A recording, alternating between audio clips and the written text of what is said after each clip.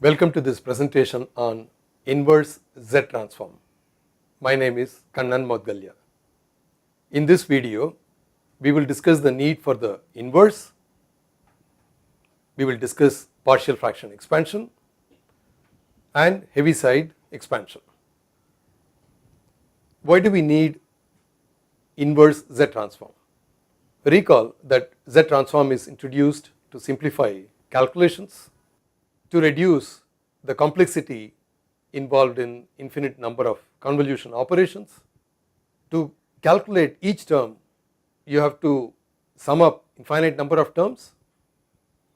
All that is replaced by a simple multiplication of transfer functions. All calculations are done using Z transform, including controller design in this course, but Z transform cannot be implemented directly for real life use. What I am saying is Z transform is created to simplify mathematical operations as explained here, but it cannot be implemented directly in reality. We need to get back to time domain. So we invert Z transform. There are a few methods for finding inverse Z transform. One of them is through contour integral. It is explained in the book. Other methods are partial fraction expansion and long division.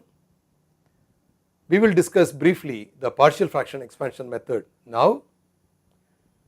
Long division also is explained in the textbook. We will begin with the attempt to do partial fraction expansion.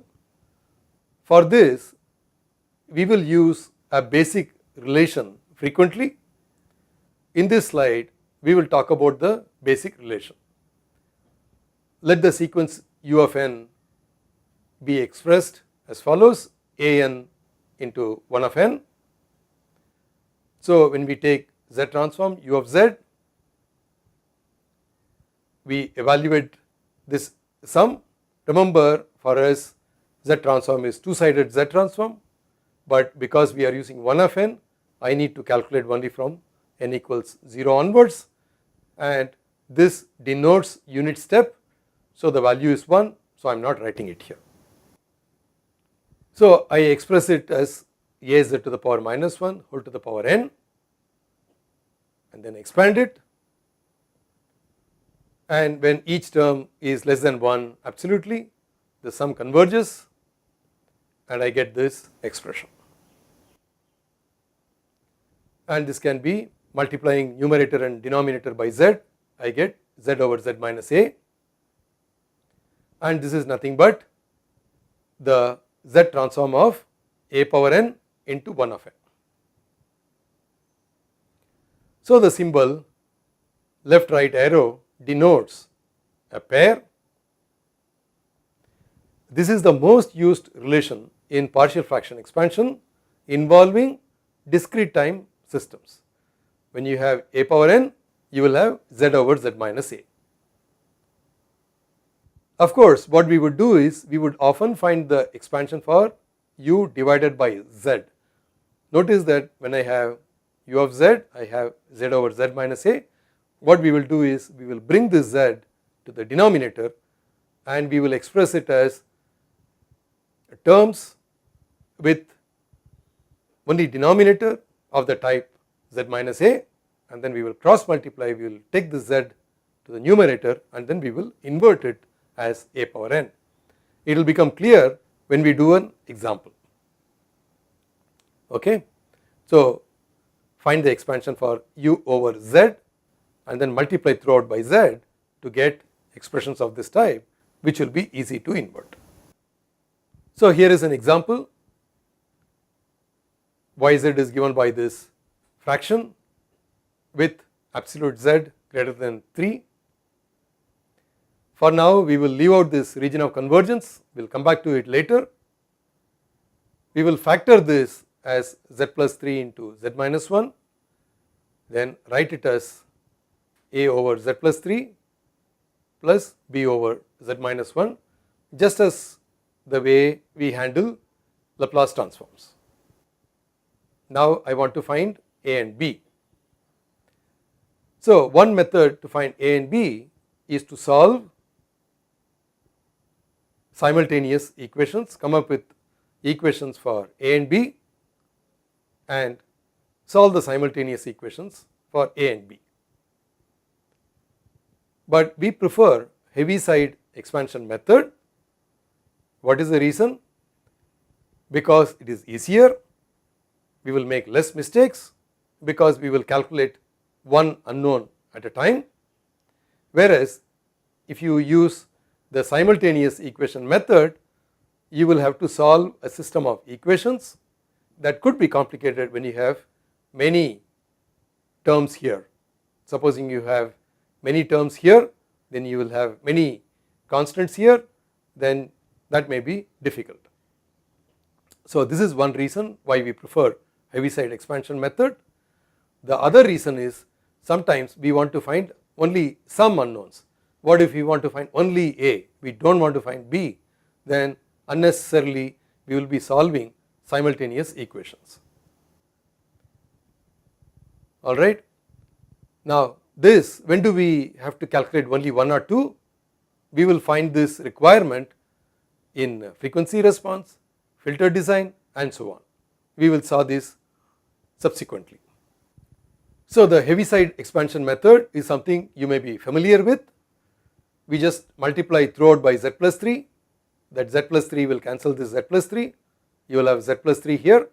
Now I substitute z equals minus 3, this term will cancel, I will have only A. So I can find the expression from here.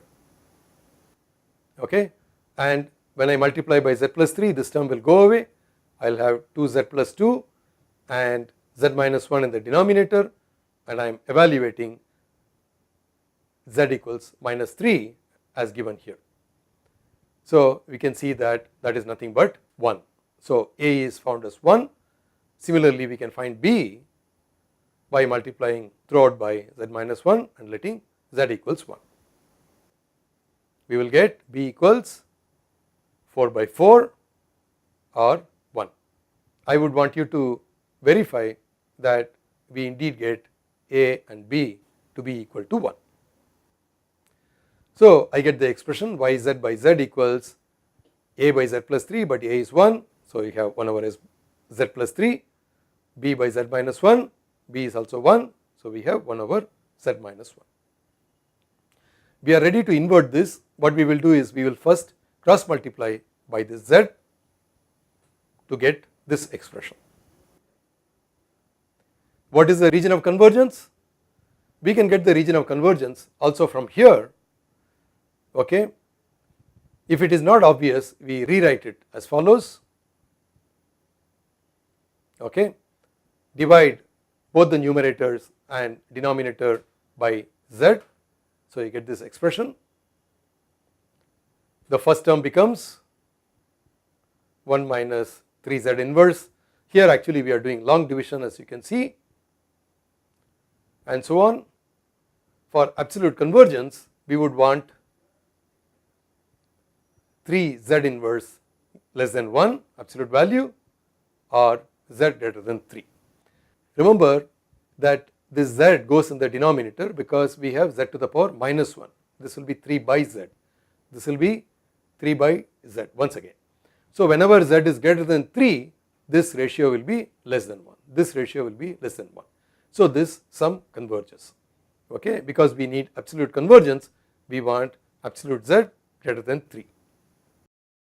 Similarly, for the second term, absolute z greater than 1. So we have y of z to be this, and when we invert, y of n equals, what is the inverse of this? It will be minus 3 to the power n, 1 of n plus 1 of n. From now on, we may not explicitly mention the region of convergence. Remember, the region of convergence is introduced to bring uniqueness. We will not have a problem with uniqueness if we consider our systems to be causal.